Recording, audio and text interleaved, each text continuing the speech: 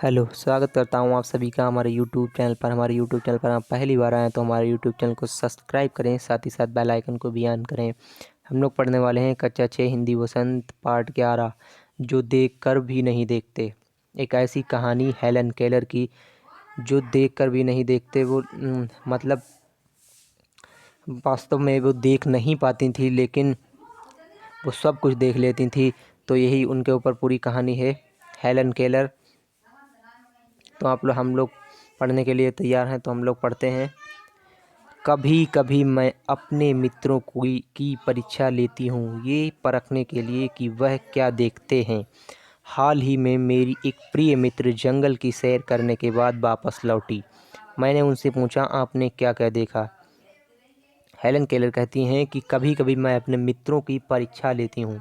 परीक्षा लेती हूँ मीन्स एग्ज़ाम लेती हूँ, कि यह परखने के लिए कि वह क्या देखते हैं। हाल ही में उन्होंने जंगल की सैर की थी, और फिर लौटने के बाद फिर हेलन केलर ने उनसे पूछा, आपने वहाँ क्या क्या देखा।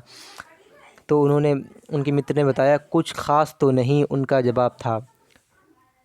हेलन केलर ने पूछा तो उन्होंने बताया कि कुछ ख़ास तो नहीं, उनका जवाब था। मुझे बहुत अचरज नहीं हुआ, क्योंकि मैं अब बस इस तरह के उत्तरों की आदी हो चुकी हूँ। मेरा विश्वास है कि जिन लोगों की आँखें होती हैं वे बहुत कम देखते हैं।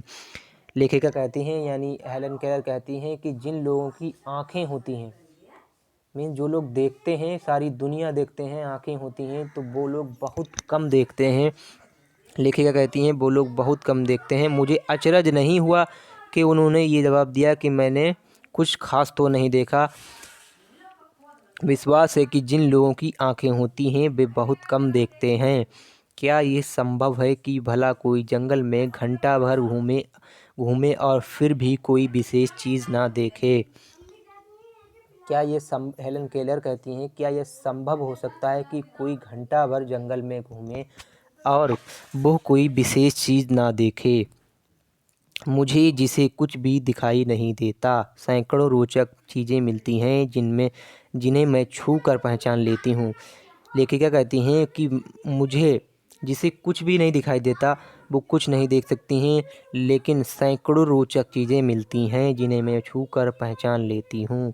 वो छू कर पहचान लेती हैं कि ये कौन सी चीज़ है, ये क्या है। मैं भोजपत्र के कपड़ों की चिकनी छाल और चीड़ की खुरदरी छाल को स्पर्श से पहचान लेती हूँ।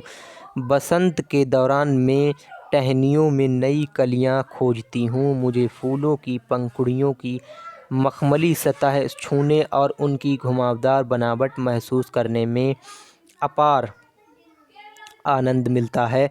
लेखिका कहती हैं कि बसंत के दौरान मैं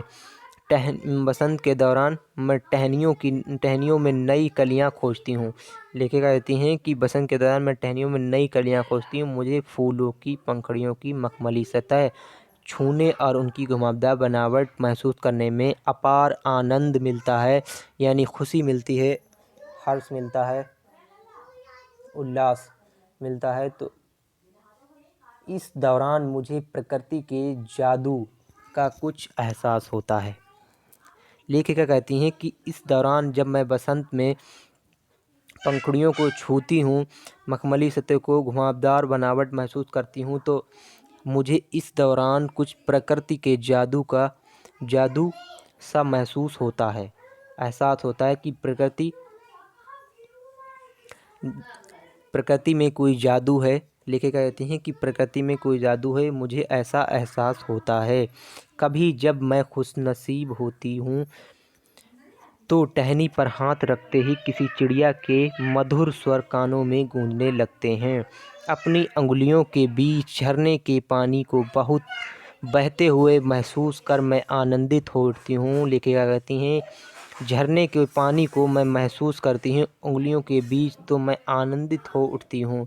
मुझे चीड़ की फैली पत्तियों या घास का मैदान किसी भी महंगे कालीन से अधिक प्रिय है। लेखिका को चीड़ की फैली पत्तियां और घास के मैदान किसी महंगे कालीन से बहुत अधिक प्रिय हैं। यानी बहुत पसंद हैं, बहुत ज़्यादा उन्हें अच्छे लगते हैं। बदलते हुए मौसम का समा मेरे जीवन में एक नया रंग और खुशियाँ भर जाता है। कभी कभी मेरा दिल इन सब चीज़ों को देखने के लिए मचल उठता है। लेखिका कहती हैं कि कभी कभी मेरा दिल इतना मचलता है कि इन सब चीज़ों को मैं देखती। अगर मुझे इन चीज़ों को सिर्फ छूने पर भर से इतनी खुशी मिलती है तो उनकी सुंदरता देखकर तो मेरा मन मुग्ध ही हो जाएगा।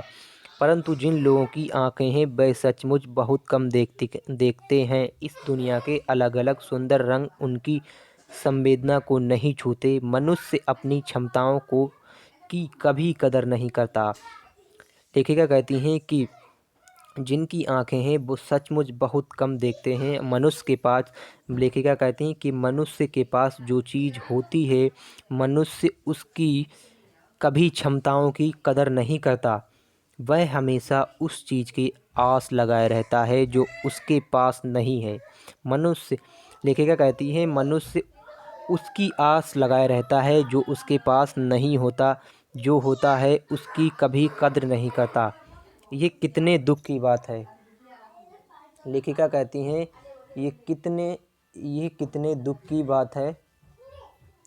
ये कितने दुख की बात है कि दृष्टि के आशीर्वाद को लोग एक साधारण सी चीज़ समझते हैं, जबकि इस नियामत से ज़िंदगी की खुशियों के इंद्रधनुषी रंगों से हरा भरा किया जा सकता है।